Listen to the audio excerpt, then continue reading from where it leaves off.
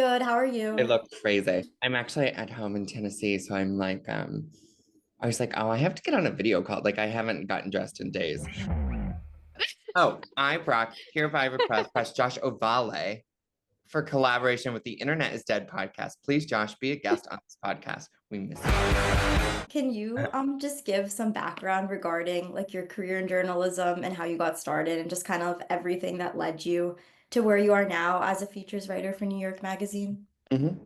I mean, yeah. So, God, I grew up in Tennessee. I guess I never really knew I wanted to be a journalist. Um, I knew that I enjoyed writing and reading and watching the news, which, I don't know, my high school didn't even have like a school newspaper, so it just wasn't something I didn't even really know what journalism meant, I think, as a high schooler.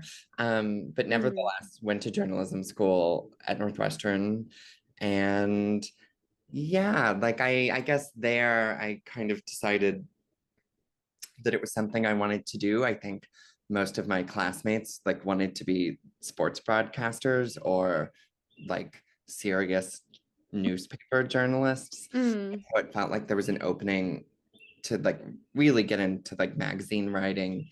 And yeah, I quickly fell in love with magazines and got an internship I interned at Ms. Magazine, like Gloria Steinem's old feminist magazine.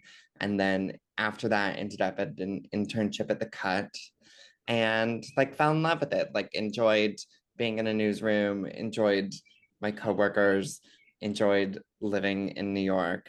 And Mm. yeah, and so I ended up becoming the editor-in-chief's assistant for a couple of years, which was amazing. It was very Devil Wears Prada, but the nice version.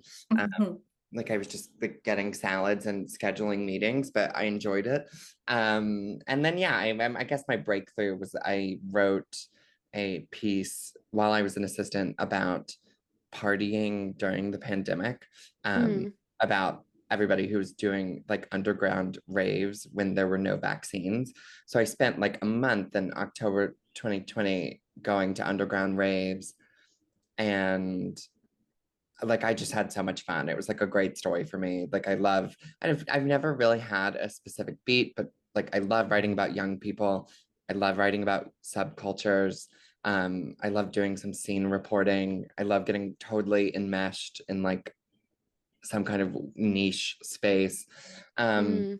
yeah, and that cover story led to a nightlife column. Are you coming for a couple of years?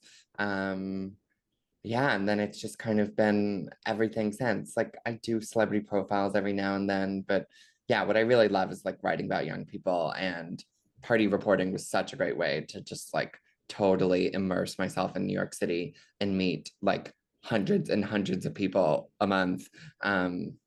It was just so much fun. Feel like you've been doing a great job at it, obviously, just with like the viral stuff that's been happening recently. Like, I think it's important that those pieces happen and like people love getting to react to things together. I feel like that you've been doing like a holding like a really important role, like in especially in the past like year or so, like um with the Cruel Kids Table article and then the more recent West Village Girl article, Mhm. like I have loved watching just like that take on a different life than Yeah, it's so what it was crazy. when you wrote it. I think people think I'm an intentional rage baiter, and I'm really not. So in both those cases, it was just a fairly obvious phenomenon of a certain kind of young person who was doing something interesting.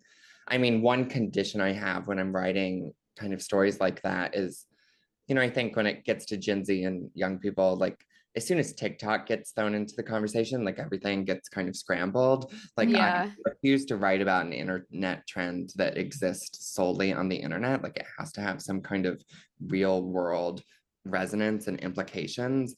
In the case of the inauguration, those kids are literally have so much more power than we can fathom right now. And in Hmm. the West Village Girls, kind of the same thing with them.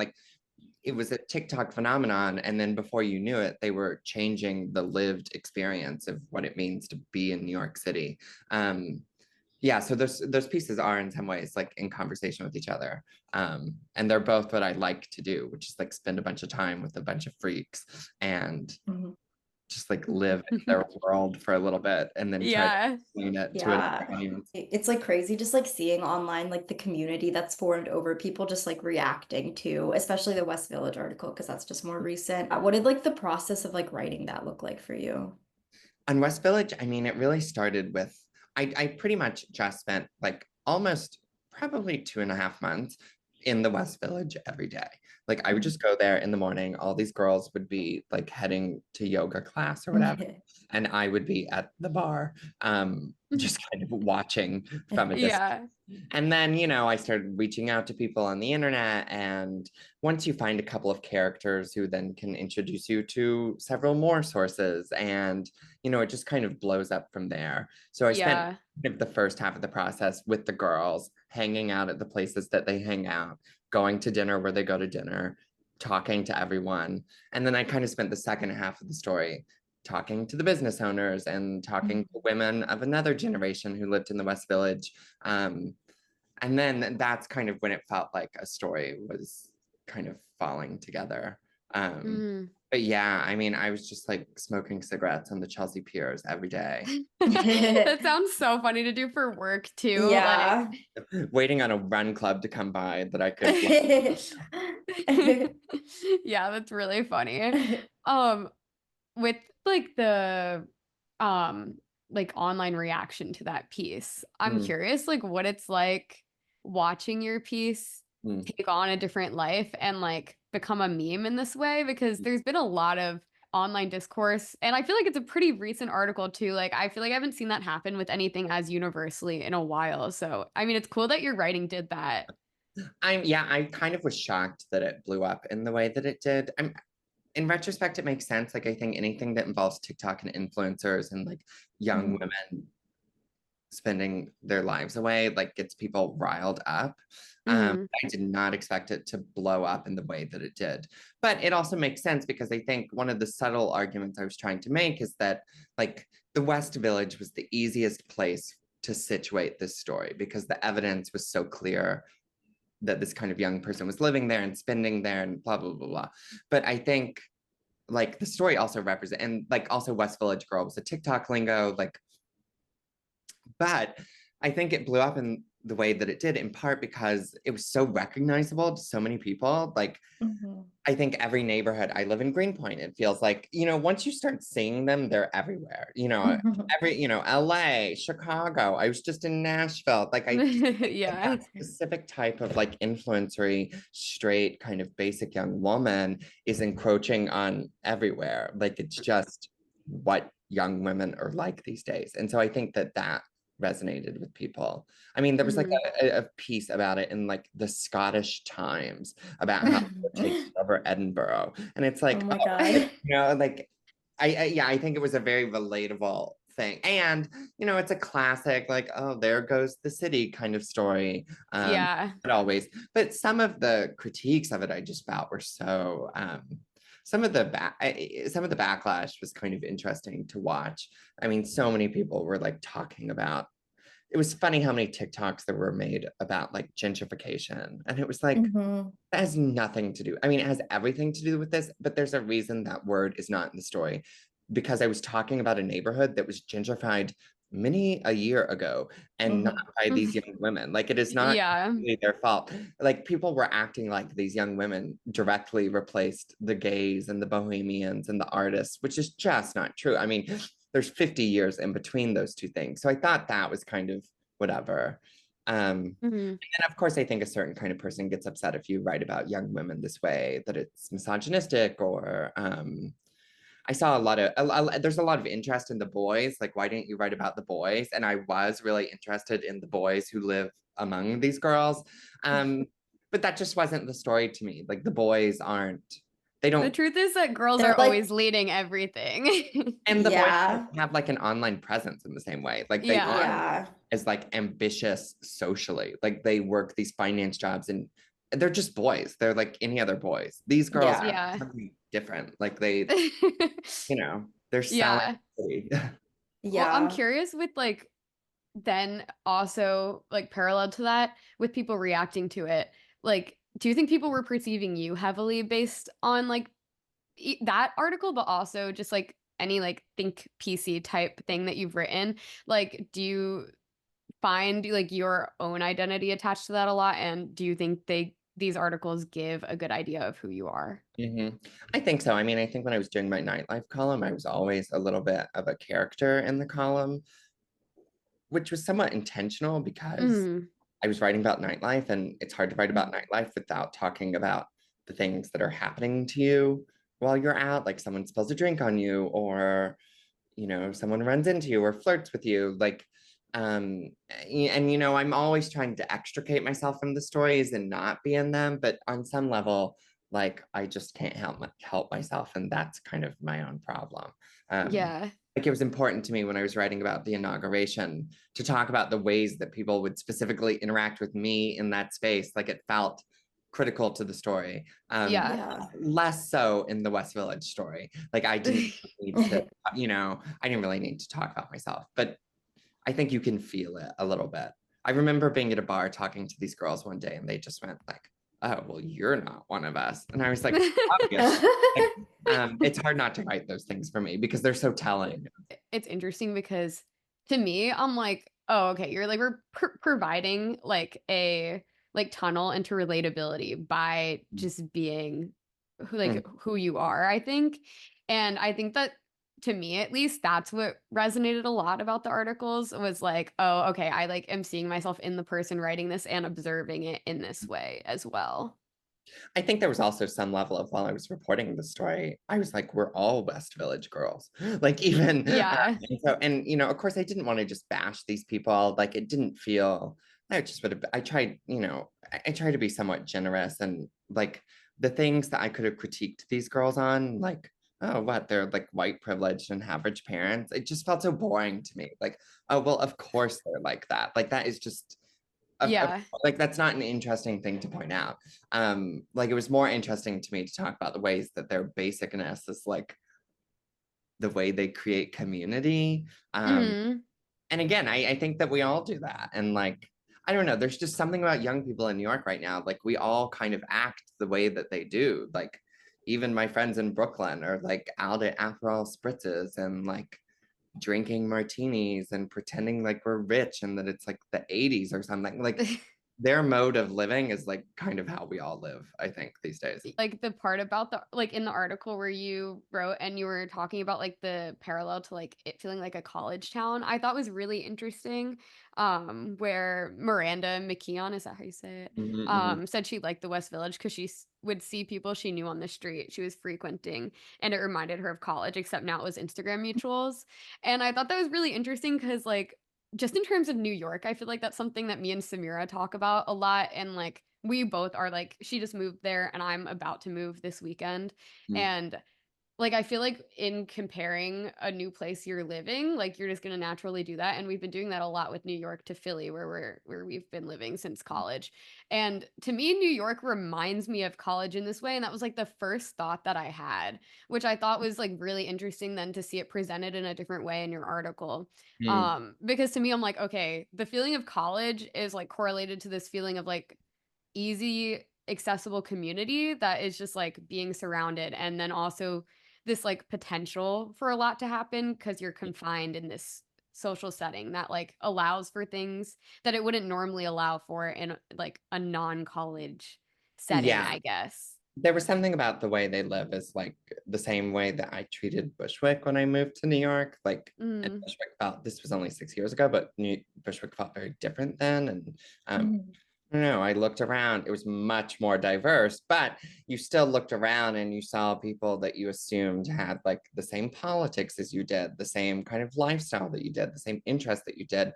We were mm, all wearing like not the exact same uniform the way these girls do, but we were carrying the same bag and like wearing the same like rave ass gear and going to the same, like there was something like we're always all searching for that, as boring as it sounds. mm. Yeah, definitely. I feel like New York also just does feel very much like a place where like things are happening right now and people are like accumulating in this way that feels very similar to like what I saw during college in Philadelphia. So it makes a Mhm. lot of sense. And it's like, that's what I was like pondering or like thinking about when I was reading, because I was like, is it a bad thing for a place to feel like college? And Mm, like at its core, like maybe a little, but then also like in a lot of ways, maybe that's actually just like what we kind of need as people, like, and the reason that a lot of people get really like depressed after like they're done mm, school and don't have that same structure anymore. mhm, mhm. I also just think an adult, like, it's like, yeah, I don't know. In adulthood, I feel like I'm learning to like not have friend groups right now. I don't know how Yeah. it relates, but I Yeah. feel like friend groups are always trouble. And like, obviously in college, you have friend groups. And then when I left college and got to New York, like, I was always finding myself in these groups that never really worked. Like, and then they would just fall apart kind of dramatically. And these girls just like haven't really surfaced beyond that yet. Like, they're Mm, still running around in like gangs of like people like them. And I feel like yeah. adulthood is not actually about that, like having a circle of 7 people who you're in a group chat with and you have the same plans together all the time. Like it, Yeah. Except it does make you happy to have 7 people in a group chat who will talk to you all the time. So like I get it. I really liked that you kind of tapped into that in terms of like, well, do they also just have a right to be doing what they're doing? Because like, yeah, they like do.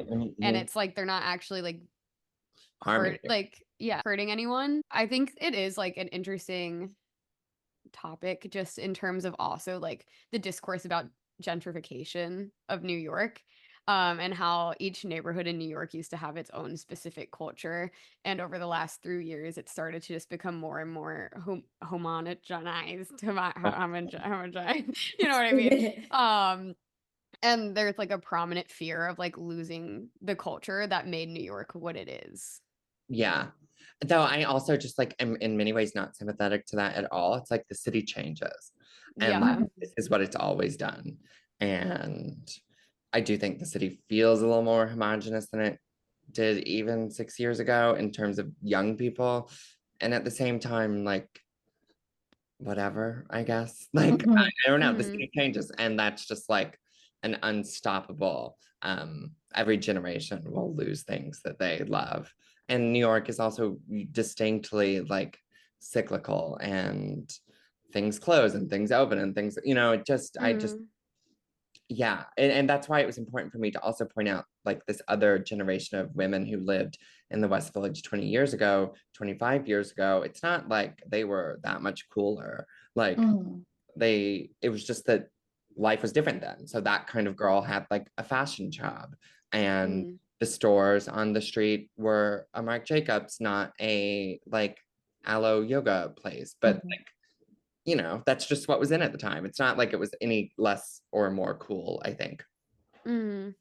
Yeah. And I think like the fact that we're just in a time of like history right now where it is like everyone is like an influencer posting content or branding themselves. Like obviously that's and New York is just like a huge cultural hub and always has been. Like it makes sense that that's like where those people would flow to, you know? Mm. Um, As like a kind of a last thought about that article specifically before we get into like your other stuff. I'm curious if there's anything that you feel like in people reacting to it online or just like turning it into a meme like got lost or like anything that got misunderstood about it. I think mostly that point that it's not like these girls they've changed the neighborhood, but they're not responsible for 50 years of change. Yeah. mhm. They're like the last drop in that bucket or something. Like they Mm. haven't. I saw so many of these girls some of whom I mentioned, like going on and apologizing about like replacing the gays. And I'm just like, you didn't do that. Like they haven't been there. Like they're not Yeah. there. Like that's not your responsibility. And like that's not the critique I'm making of you either. Yeah, I feel like people like just will see an article or like see a piece online and then attach a lot of criticism about like the subject that the article is about and attach criticism toward them and just kind of like attack them. There was also a whole like transplant discourse. First of all, Mhm. several of the girls in the story are native New Yorkers. Like this is not a distinct. I find New Yorkers bitching about transplants to be the lamest ever. Like half the Yeah. Yeah. a great majority of the city's transplants. Like that's just fuck off. Yeah. I mean, that's like also just the culture of New York. Yes. And like Yeah. young New Yorkers who've always lived, it's always like some rich young New Yorker being like, well, when I was a kid and that, it's like, oh, great, like good for you. I'm No, glad that you had a favorite like dim sum place when you were 3, but like I don't care. Yeah. Yeah, no, TikTok's like insane with that, especially. I'm curious about like going backwards a little bit, like what did you moving to New York look like for you? Like what kind of culture did you move into and like how old were you? How old are you now, right? I'm Also? 27 now. Um, Okay. I moved to New York like blind. I'd never been here. Um, I got an internship. I like found an apartment in Brooklyn that I could afford, and I just moved there. And I remember arriving in Bushwick and being like, "Where am I? I'm gonna die here." I'm really lucky I got to move to the city like just before the pandemic. Like I probably had a year and a half before the pandemic struck of living there. Mm. And Wait, so how old were you when you moved? I was 20, Okay. 20 and turned Okay. 21 a couple months later. Um, and like I just loved it. I mean, I was just I quickly fell into like Bushwick and Bed-Stuy and lived in Brooklyn and went to the same gay bar all the time and like hung out in Maria Hernandez Park. And I loved it. I mean, I had so much fun. Like I went to school outside of Chicago. Like I just hadn't been in a place where I could just walk. I never had that accessibility before of just like walking to all these bars that I loved Mm. every Friday and Saturday night. Um, and I loved it. I mean, I still live in Brooklyn. I'm very much a Brooklyn person, though I spend a lot of time downtown too. But Mm-hmm. yeah, I was having so much fun then. It just, I don't know, it was so magical. It was so magical. Yeah. I'm Wow. curious like how you kind of like related in a way to like the article that you wrote with about the West Village girls, like in your journey in New York, like do you feel like you, if you have specific examples of like kind of seeing yourself in that or like seeing yourself do a similar thing in New York? Again, yeah, like I kind of felt like I was doing the same thing in Brooklyn back then that they were doing now. Like I was just, all of us had Telfar bags, and I felt like that signal, it signaled something to everyone around us that we were like queer and we had politically the same interests. And Yeah. so I related to that in them. Yeah. We also Yeah. like, I don't know, I feel like the like environment I moved into, we like didn't have quite enough money or like online influence to actually affect change in the neighborhood that we were like occupying. Yeah. No, that makes sense. And then where along like moving to New York, because I know you said you went to school for journalism. So when did you get like the internship at the Cut? Is that what you said? Internship? So I had the internship, moved here, and Hmm. then did the internship. Kind of felt like I was gonna get a job there, so I Wait, so moved. did you move specifically for your internship? Yes, yes. Okay, cool. And then Yeah. I briefly moved back to Chicago, and then when I felt like a job was opening, I like gave it all up, graduated early, moved to New York. Thank God I got the job the same week I moved to the city. Yeah. It was all like very fortunate timing. And then, yeah, like I never left the city and I never left New York Magazine. Yeah. No, that's like a crazy experience of moving for an internship and just like praying that you like it works out. And I feel like that like I don't know, that feels like very New York. But And it was also, also like I yeah, just that's had to really try it sweet. out. I had to try it out. I didn't know if I would like it. And I just Yeah. like I had to, there was just so much going on. And I mean, I thought that I had a life in Chicago, but then um, there was just so much more to do. Yeah. Oh, wow. She Oh, I think we lost it. died. Oh, because right before you joined, I like my Wi-Fi was just like not working. It took me like 5 minutes to like be stable in the call, but then it just fixed. And like I must have like accidentally given Samira the flu, the Ah, Wi-Fi flu. I'm trying to fix it right now. I just don't want to like talk without her. Um, yeah, anyways, though, everything I've seen of your writing stuff has been so cool to me, though, and it's very inspirational as like someone who is also trying to move to New York for writing and like just seeing that it is like still a thing that like things just like blow up in crazy ways when you have cool ideas. So I feel like that has been like yeah, it's really also like when you're inspiring. here, everyone else is there. Like you just get to start meeting people, which is Yeah. Yeah, no, that's like a big reason of like why. Oh my Hi. God. I don't know what is going on. I've like never, this has never No, I happened know. before. It's so Oh, embarrassing. I'm like, oh my God. you're so okay. This happens to me all. Oh, yeah, that was a big reason why I like wanted to move of like I feel like in Philly there's like not really other writers and there's not really like other people like trying to do these like huge ideas Mm. that I see. So it's really exciting just like seeing other people do that in New York. It's like, yeah, I remember like again, you're just like surrounded by so many people all of a sudden. And then all of a Yeah. sudden you're at drinks like 5 nights a week or 6 nights a week with people who are like also journalists and writers. And like that's the best part. Like it was just suddenly like, oh, I have people to talk to this about all the time. Yeah. Uh, Do you have any like advice? I think it's like that. It's like talk to everyone. And like, I don't know. Also, I think for young people, so much of my career has been um writing about things that my older editors would never be aware of. Like Mm, mhm. they weren't aware to the extent that there were like, you know, underground parties happening during the pandemic. When I had a nightlife column, a lot of those characters I was writing about were not people that anyone else knew about.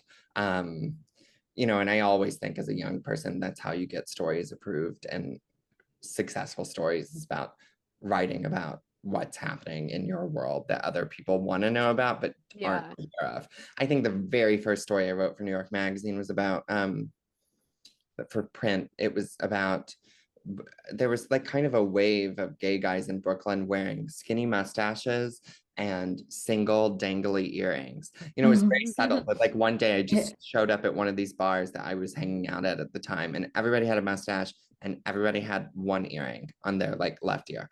And I wrote these trend pieces about both those things, and they were great. They were such great trend pieces because once you started asking people about them, people took them so seriously. Like, oh, my earring Yeah. is like a metaphor for like my queer or and my mustache is an homage to but they were just and they had great photos attached to them, but it was such an easy way of like, oh, I just took something that was happening in my community and wrote about it, and it was successful. Mm-hmm. No, definitely. That's so interesting. I feel like that is like a lot of what I see, which is like even like internet writing, that's also feels like a very like a key into that Uh-huh. sort of writing, especially in terms of what you were talking about of like doing something your older editor isn't really tapped Totally. into. Yeah. Yeah, except I get frustrated with a lot of internet writers because again, for me, I just want like the real world Mhm. like Mm, effect of it. Like if it's only because the internet is just pushing trends at us day after day after day after day. So it's always about trying to like make a bet on what is going to last and what actually has real world resonance. Because otherwise, I don't care, I think. I'm curious if you feel like when you're interviewing people, like if it feels like people are playing characters to you, like with the knowledge that you're a journalist ever, or like because I felt that come across a little bit like with the Cruel Kids table piece where I was curious about that specifically there. Yeah, I mean, I think, yeah, I think influencers are that way. It's really hard to get to like, where's the real you? Like, um, what is a performance and what is not a performance for Mm, me, the journalist. I think that my way to get around that most of the time is just to spend as much time with people as possible and to also get them out into an environment, to get them out at a party or a bar or at dinner. The worst kind of interview happens over just like a lunch because nothing happens at a lunch. And there's nothing to write about except like what they order and how they eat it.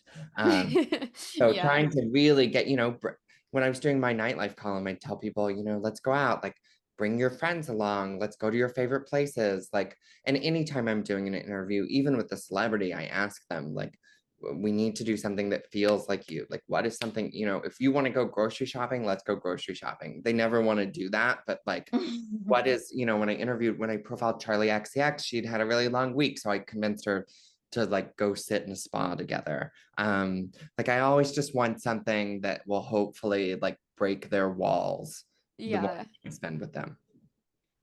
I'm also curious like what that feels like, as someone who like moved to New York for writing, and it's like you're doing these really cool things like profiling Charlie XCX and going to the spa with her. Like, does that feel like fulfilling to like your younger self? It does. I mean, it's all fat. It always that you can't bitch about it because it sounds like you're being a complainer and not grateful for what you have. Obviously, it often feels more like work than anything else, but Mhm. also my job as a journalist is to take people into the rooms and talk to people that they would otherwise not get to talk to. And that's like the greatest honor of doing what I do and like what I'm most thankful for. And I think from the beginning, even like I just don't really have the personality. Like I feel plenty of like imposter syndrome, but like not when it comes to like New Yorky bitchy celebrity kind of stuff. Like I don't care. Like I try to talk to people like that they're people. I don't feel necessarily intimidated by the people I'm interviewing most of the time. Mhm. I think sometimes that annoys them. Like they want me to, you know, be Like like be a afraid a standoff. little. Yeah, or be a standoffy journalist. And I like, you know, I usually want more than that. Yeah, is Audio it is working again? super laggy. It just isn't like doing it. So that's why I'm like, I just don't know what to do. You should try But joining on your phone, Samira. okay, yeah, I'm gonna do that. Yeah, I feel Okay. like that would probably. I'm on my Okay, I phone think now. everything's fine now. I think we're all here and alive. Okay. Did want to Yeah. hear more about like your journey in writing. Like, was it jarring at all to like jump right into it? Like having moved to New York, like, do you feel like your like evolution career-wise in it has like still been like accelerating more and more? Or like, do you feel like working for the cut that early on and then immediately it's New York Magazine? Like, do you feel like that just like kind of became normal very quickly to you? I think it did. And like I had enough like little increments along the way of like being an assistant, then being a staff writer and having my nightlife column helped so much because it was Mm, this like weekly thing that I had to do. Like every week I had to go out, every week it had to be a different place and topic and kind of person, and it had to happen every week. So I learned a lot really quickly through that process. I always tell people like if you ever get offered the chance to have like a weekly column like that, like it's just the best, because I didn't have a lot of pressure to make it great every week. I could just like learn on the job and like just keep yeah. going. So I think that helped the transition a lot. And like I didn't even want to write about nightlife in the beginning, but my editor told me at the time, like everyone you talk to is someone who is a source for a future story. So like I just was meeting a ton of people, and it was just a great way to like be out in the world, meet a ton of people, meet the right people, the wrong people, get other stories that weren't related to the column. Like it was just it was the best learning experience I could have had. And like very low Hmm. stakes, like I was just writing about parties. But hopefully was able to turn it into something that was slightly more than that, I think. Yeah, no, for sure. Yeah. That's really, I'm curious about like what that like looked like for you of like immersing yourself in different scenes and in different subcultures of like, was that like a difficult thing to do? And then also like how did you maintain having kind of an outsider perspective on it or like as a journalist, like just kind of what that looked like? Yeah, it's funny. I mean, the column when I started it, we didn't really know, like the city was opening back up and we didn't really know. We knew that we should cover nightlife in some way, but we didn't know what it would look like. And kind of the first idea I had, which is what we ended up going with, was I was thinking a lot about Anthony Bourdain at the time. Like I love Anthony Bourdain. Mhm. And I always felt like, he was really good about going into foreign cultures and participating in them without like overstepping boundaries. Hmm. Um, and that's, I didn't want the column to be super parachute journalism-y, even within the confines of like New York party culture. Um, which is why every edition of it, like I would always have what I called my Sherpa. Like I always had someone who was familiar with the scene that I was going into, who could like show me the ropes and introduce me to people. And I could kind of write the column through their eyes, but also my eyes. Like it was kind of Hmm. like a joint like adventure together.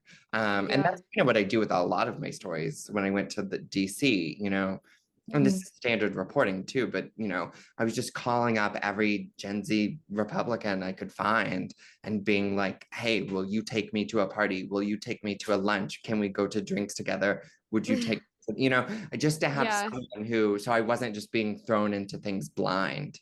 I also Mhm. think that there's something I really enjoy going into like going in blind. I think if I'm anxious when I'm having to work in an environment where there's people I know or other journalists or friends of mine there, like going into a space where no one knows me Yeah. and just trying to figure out what's going on is very easy for me. Like Yeah. it feels very freeing. Like no one's watching me. I can just Yeah. slink around. And like I think every journalist who is doing this kind of work finds their like how they operate in those spaces. And I think I'm quite demure. Like I just kind of stand and watch and wait for people to talk to me and Mhm. smoke outside and talk to people who are smoking outside. And I try to be like everybody knows that I'm a journalist, but who I talk to, but I try to be not undercover, but I just try to fit into the scene and not like look like a fish out of water. Like what you described about Anthony Bourdain and how you like what he does with just like immersing into a culture, but like not overstepping a boundary. Like it's interesting because for you, I feel like there's an extra layer of that Mm. as someone whose like identity has a part of the queer community. Like I'm curious how it feels like walking that line, or just like if that feels like important during like obviously like that perspective is Mm. like crucial to I feel like the way you're seeing things Mhm. and the way that you're Yeah. writing, but I'm curious just like how that plays a role. Yeah, I think in some ways it just doesn't. Like if it factors in, it factors in, and otherwise, like it doesn't. If that Yeah. makes sense. Like I just No, don't. yeah. I'm kind of like whatever. Yeah. I'm a little. I can be a little blasé about that kind of stuff. Mm. Like I just don't care in many ways. And like when I'm in DC, yes, was I scared? Yes, like I was freaking out all the time, but I was more. Maybe this just sounds totally careerist, but I was just like more interested in getting good stuff than like Yeah. Mhm. being about myself, which in retrospect was a bit tough, but like, you know, whatever. Yeah. Well, what I'm imagining is just like how it's shaping how the whatever thing you're infiltrating, like how people Mhm. are then perceiving you and like how they're talking to you or Mhm. interacting and stuff like that. And actually it usually leads to really good stuff. Like some frat Yeah. boy at some bar, like who sees me and I get into, he's gonna say some crazy stuff to me and it's gonna be, you know. Um, I also usually, no matter where I am, I'm usually trying to infiltrate through like the women. Yeah, that makes a lot of sense. Yeah. In terms of specifically about the Cruel Kid Table article, what do you think the future holds in terms of like conservatism within these young people based on like what you saw? Like, do you think that more and more young people on the left are gonna go like to the other end of the horseshoe? I don't think that they're going to go to the other end of the horseshoe, but I do think that young people right now, despite what's happening to the country, are like, I don't know, I'm 27. Like things were very, I was in high school when Donald Trump was coming up and like then went to college through Me Too. Then at my first job was kind of like weathering the protests and COVID. And, there's just been a lot happening. And I do feel like young people are suddenly starting to be a little less like careful about the way that they speak. I think we've been very careful about debating things for a long time. And I do feel like in the circles I run in, people are, not just making off color jokes, but are more willing to discuss things that were previously undiscussable. And I Yeah. appreciate that on some level, I think. This Yeah. book that I'm writing about queer culture is so much of that. Like, I don't want everything to be like the party line idea. Like, I'm backing up and I want to ask questions that you shouldn't ask. Just because I think it's healthy. Like, I just think it's healthy for the cause that I actually care about to like ask the tough questions or whatever. Mm. Like I guess, yeah. So I hope that that is somewhat of an influence. Did you say, sorry, you're like writing a book right now, so you're in Tennessee, right? And it's about like queer culture is what you said. And pretty much the idea is very much that like I just haven't read a good book about queer life today. Like it's all, if you go to the like queer section at a bookstore, the LGBTQ plus section at a bookstore, like everything is like celebrity memoirs or super academic shit or like super activisty shit or like super historical stuff, which is great, but so much has changed. Like Mhm. I was in high school. Like I remember sitting in this house that I'm sitting in now, and like gay marriage was passed. That feels like it was a million years ago, and so much stuff has happened since then. Obviously, the trans discourse has thrown a wrench into a lot of things. Then pronouns came around. Like there's just so much that has changed. I hear about the way that young queer people in like high school think about these things, and it's just miles away from my experience. And then my experience is miles away from someone who's 10 years older than me, if not even 5 years older than me. And I just feel like no one has really like pressed the brakes to like ask what's going on. So that's kind of what I'm Mhm. doing. It's like every chapter is taking on a specific topic, whether it's pronouns or um, bisexuals or like why gay guys have so much sex. Just trying to like talk to people, go to different cities around the US, talk to people and figure out, what's going on. Like Yeah. I'm asking very simple. I'm not, I also think in my writing, I just have never been very, I'm not, I like to speak in plain terms. And like I just want to back up 30,000 feet and ask questions that are on my mind about why we are the way we are. Yeah. Yeah, no, that makes a lot of sense, especially that's like really interesting too, especially with like how much has changed in such a short period of time. Because yeah, like I literally remember being on like in like elementary school, I think, or middle school, and like being on Tumblr when like gay marriage was legalized and seeing like the rainbow like stuff behind the White House. And it's just like crazy to think like that feels like so long ago, but then to think of, yeah, just like how much has changed since then. Mhm, mhm. That feels like vintage. Like Yeah. It does, literally and thinking like about young that queer feels people like to vintage. bitch about that now. Like they love to bitch about like the passage of marriage and like fitting in, and like I get that, but I also don't. Like, okay, like I don't know. Yeah. That's something I'm trying to explore. Like, Yeah. that's another chapter of like people who, kind of settle down into cookie cutter, quote, heteronormative lives. Uh, I'm interested in that. Yeah, I know. I feel like there is something also just like super interesting like going on in that sense of like watching it be a fad for people is really interesting, and also something that feels very like internet influenced Mm-hmm. based on like just people growing up online and it becoming like kind of a commodity to have some sort of like, and obviously not most people are doing it for that reason, but like just the commodity of like having something that makes you a minority or like Yeah, I mean, it's a yeah. really weird identity label. I wrote this in my proposal. Like, you can't really change your race.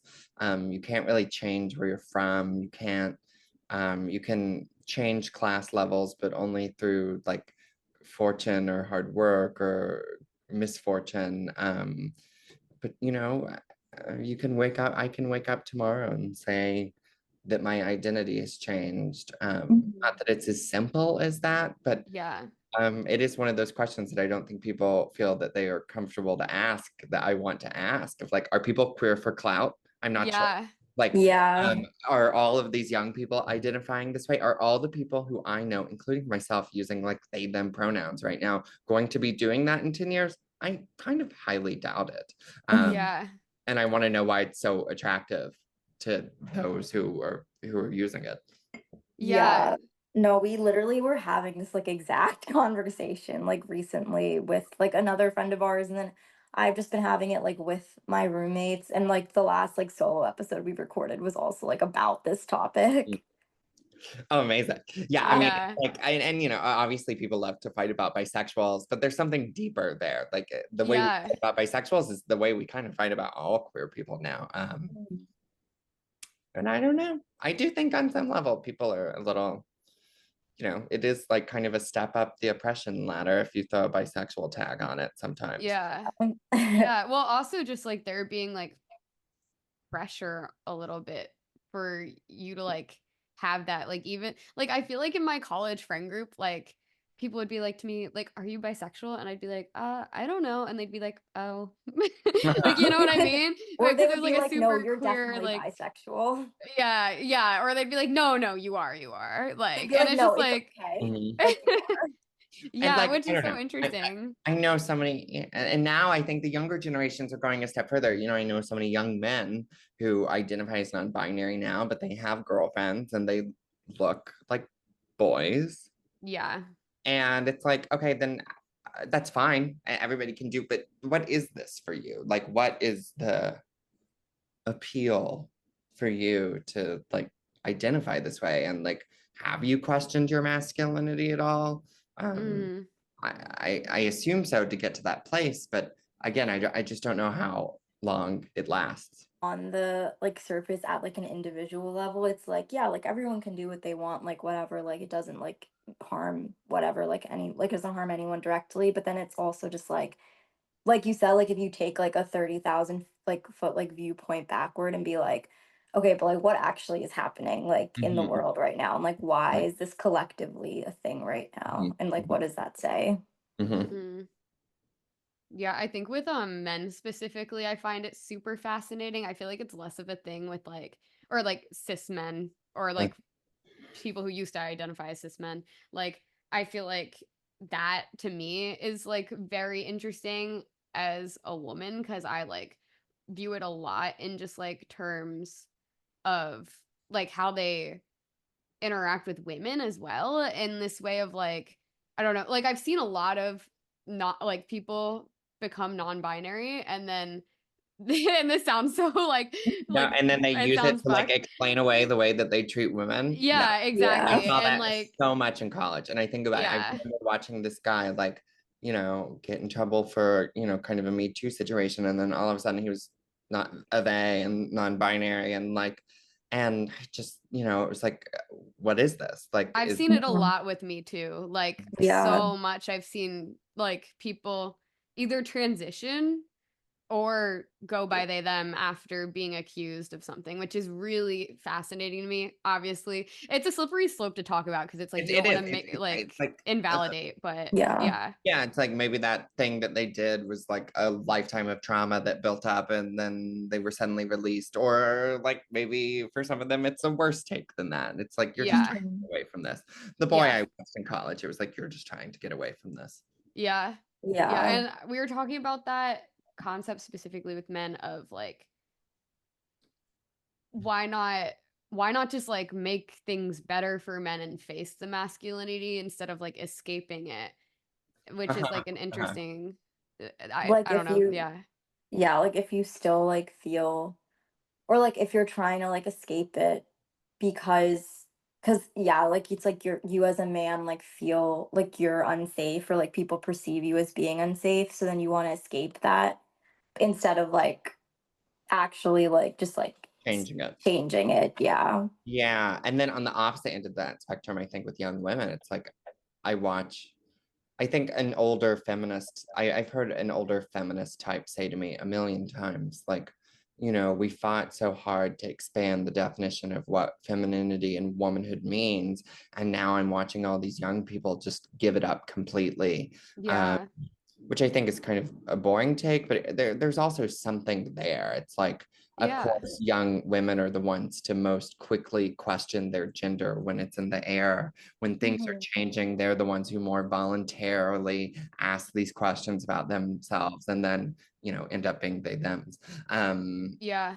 it's tricky on both sides, and I just, Yeah. yeah, it's hard to see where it goes.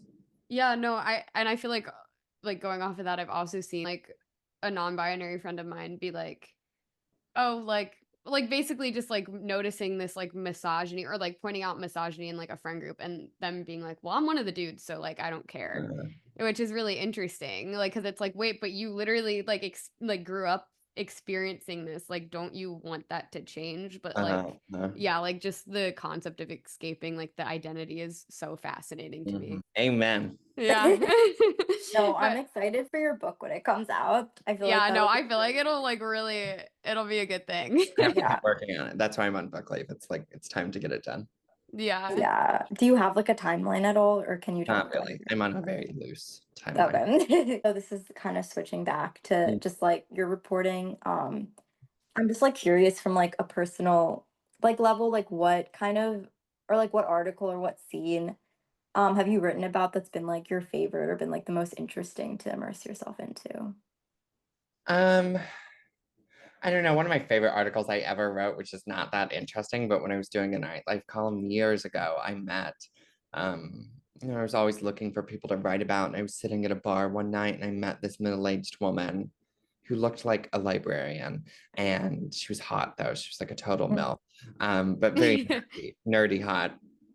And I started talking to her, and I learned that she was a underground therapist for psychedelic drugs.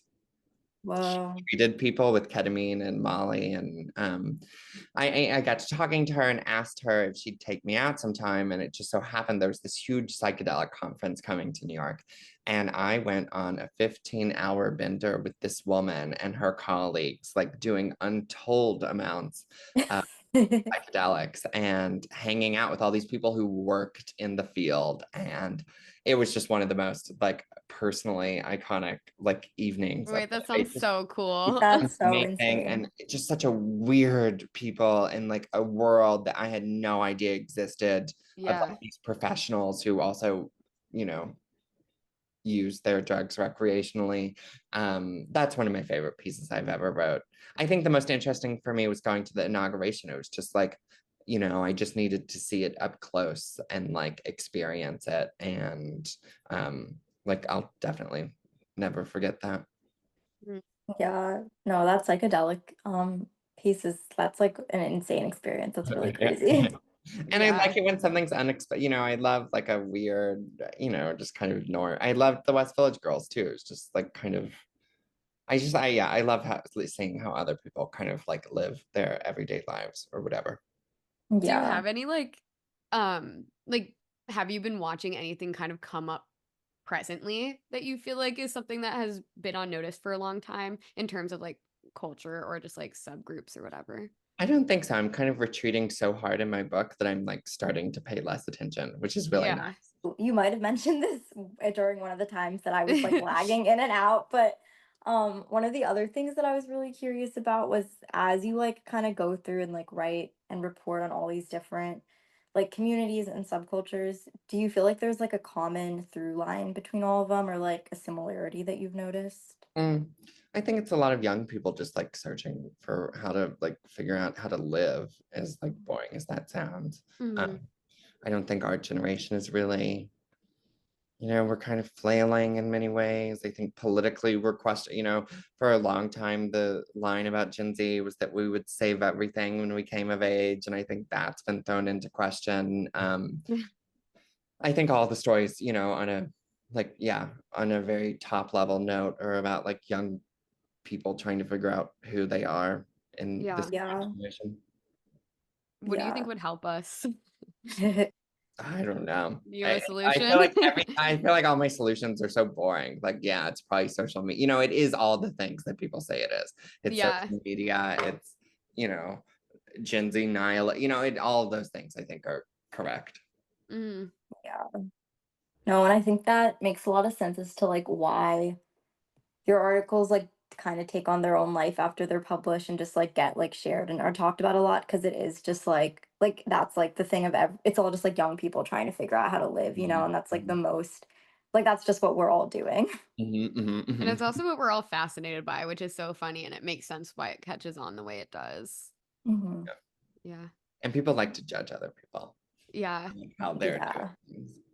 Do you have anything People right now that's like feels that way to you, or like anything that's inspiring you while you're like writing your book. Like I'm curious like about influences and stuff as maybe like a final question, unless Samira, I you think have my another. influence right now is getting out of the city. Like I just spent several nights in Nashville interviewing like queer people.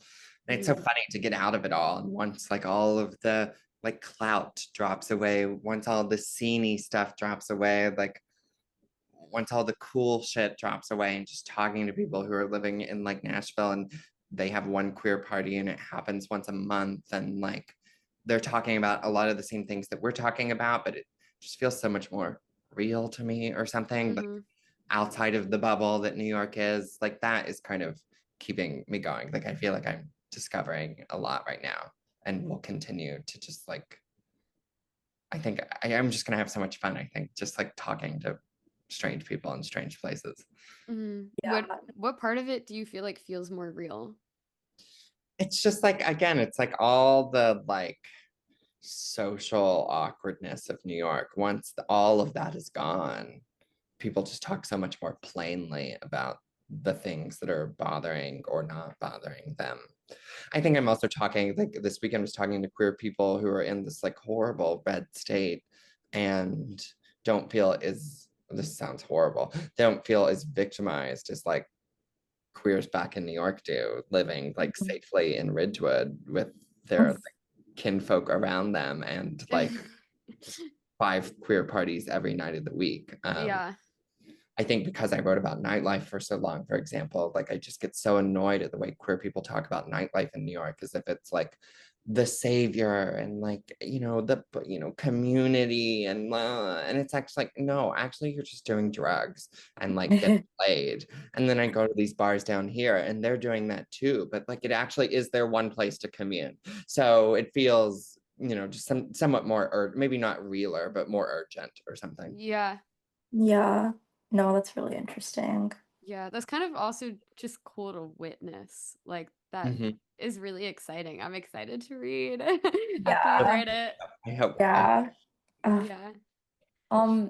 yeah, thank you so much for Oh my God, coming this was on. so It much was fun. I'm so glad I got. So Yeah. one of you is in New York. When I'll be back in like a week, I'll message. We should all have drinks or something. Yes, that'd be Yes, so fun. absolutely. Yeah, sorry, my Dude, I yeah, don't I feel like so I bad. literally That's never so okay. happened before. I'm gonna promise it. I'm hoping never happens again. It's so Yeah, that okay. was actually my nightmare. You like freezing was It my was my nightmare. nightmare. It was That was my awful. nightmare. I can't live without I you. was like losing it. What I if was you get like, stuck in there forever? that's my fear. I was like, they're gonna trap me in here. Yeah, I get that. But Um, we have one are you Okay. gonna last send thing. it? Yes. Yeah, we have all of our guests do a thing. We like send it Okay. in the I'm chat. in. We have Brittany, can you send it? Because I'm on my phone. yeah, I got it. Thanks. Wait, did you say you know or I you? said I'm in. Oh, okay, cool. Yeah, we just have everyone do this. We have everyone request Josh Ovalle. He's just this guy. We want him. Just Oh. read it. Oh, I brought hereby request Josh Ovalle for who is this? Who the is this? The YouTube guy. YouTube guy. He's I like do a, not yeah, know this person at all. a I Viner. hereby request Josh Ovalle for collaboration with the Internet is Dead podcast. Please, Josh, be a guest on this podcast. We miss you. Thank you so Perfect. much. Thank you. Yeah, but we should definitely get drinks or Yeah, something Yeah, when I'll you're that'd be back in so town. fun. so Yeah. How long are you away for? I'll be back in like a week. Oh, Okay. okay. Okay, perfect. I'll be moved in by then. There's no freezing in real life. No, True. where are you both moving? I just moved to like Lefter's Garden. Okay, cool. I'm moving to Bushwick. Fabulous. You're gonna Yeah. love it. Yeah, I'm excited. All You're right, giving guys. Bushwick. Have a good one.